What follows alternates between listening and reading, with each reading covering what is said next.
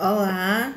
meu nome é Maria Emília Vasconcelos, eu sou professora da disciplina de História da África na Universidade Federal Rural de Pernambuco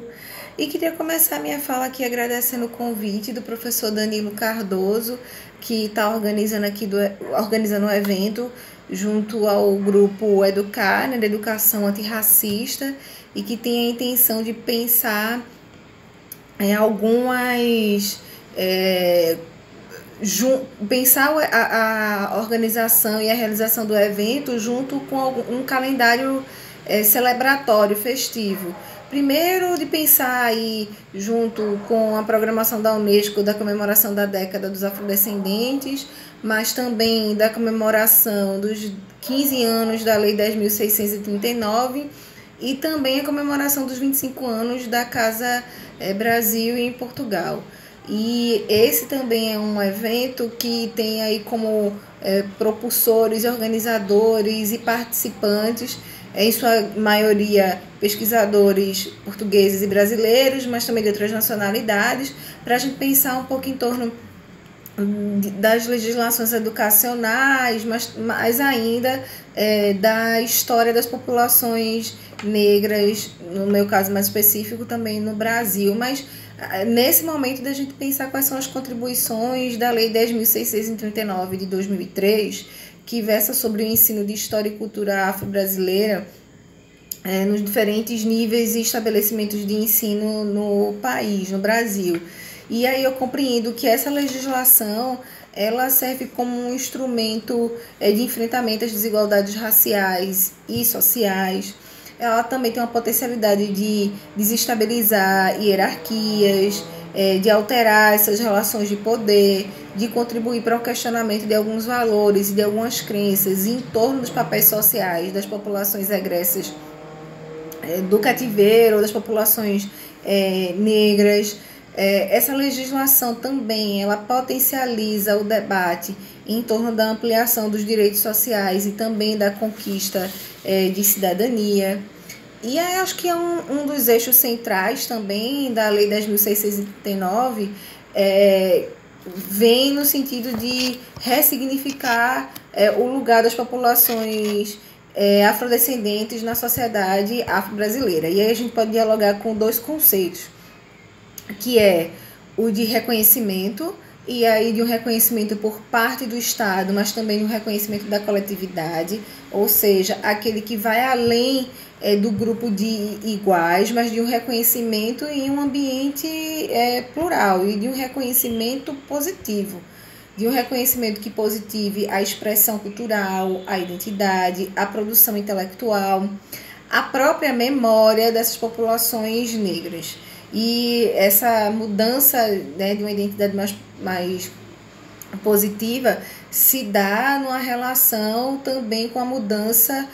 no currículo, com a introdução de novos conteúdos e que reverbere também na construção de novas práticas e de relações sociais. E o outro conceito é o de reparação, de reparação de injustiças históricas geracionais, que tem também por intenção de pôr fim a essas experiências de minorização que foram experimentadas sistematicamente por várias gerações pelas populações negras. Uma outra questão também é que a Lei 10.639 permite que a gente entre também num debate que está junto com essa ideia de reconhecimento positivo, que é de uma reeducação para as relações étnicas e raciais, e também de combater as práticas racistas dentro e fora do ambiente escolar. Lembrando que no Brasil se morre por racismo, basta a gente lembrar os índices de mortalidade da juventude negra, que é considerado por alguns especialistas como um genocídio. Também que a gente tem aqui o desafio de lidar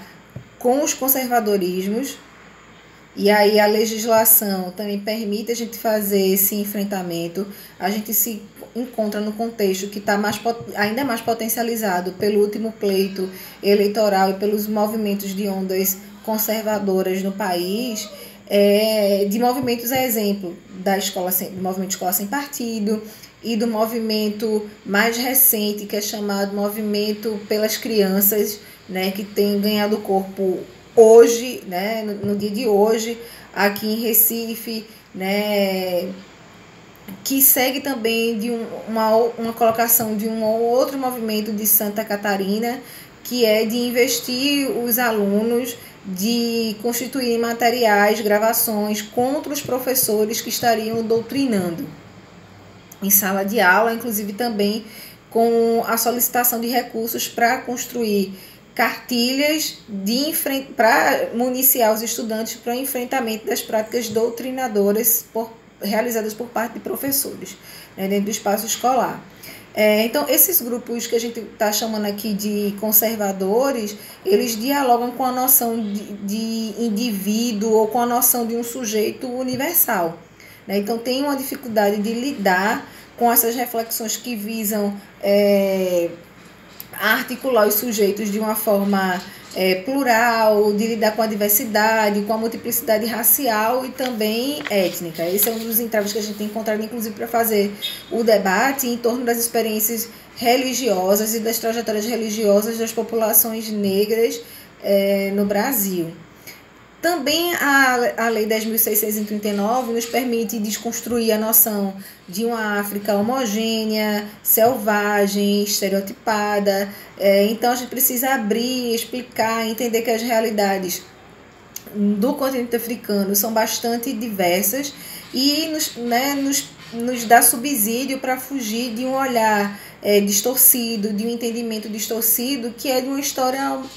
africana homogênea, única, como bem discutiu e salientou a escritora nigeriana Chimamanda Adichie na sua palestra, né, intitulada O Perigo da História Única. A gente não pode menosprezar os avanços que foram viabilizados com a Lei 10.639, mas também não perder de vista que são mudanças recentes e que a gente tem operado aí num curto espaço de tempo, né? Mas que ainda assim ela tem se mostrado muito propositiva em operar mudanças, da gente estar fazendo uma atividade de transformação contínua, de um movimento, inclusive, que, a depender das forças colocadas politicamente, vai ser muito difícil de deter, né? Acho que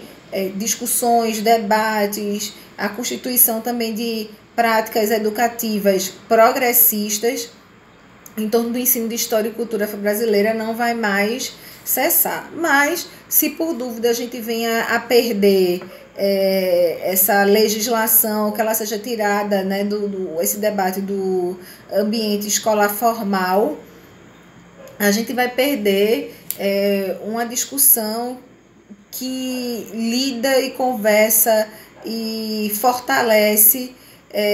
a resolução de injustiças históricas, de uma ideia também de uma reparação moral, política, cultural e econômica,